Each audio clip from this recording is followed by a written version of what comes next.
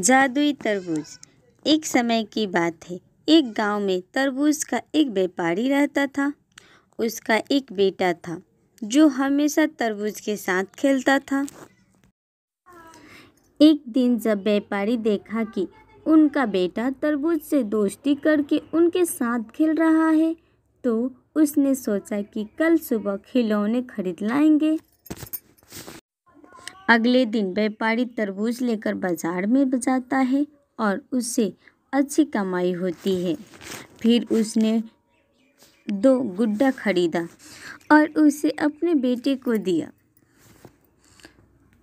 उसका बेटा बहुत खुश हुआ, लेकिन कुछ देर बाद वह फिर से तरबूज के साथ खेलने लगता है।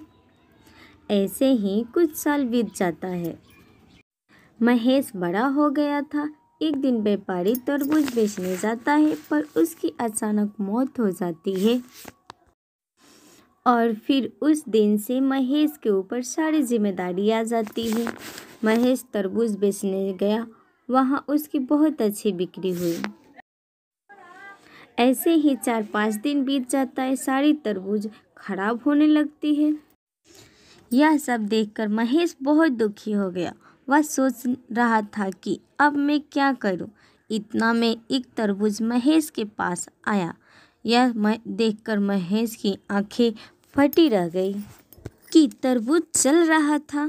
तरबूज बोला, देखो दोस्त, मैं हूँ तरबूज, एक जादुई हूँ।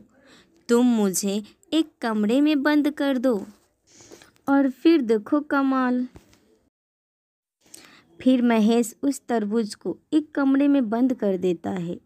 फिर थोड़ी देर बाद वह देखता है कि वह कमरा तरबूज से भरा हुआ था।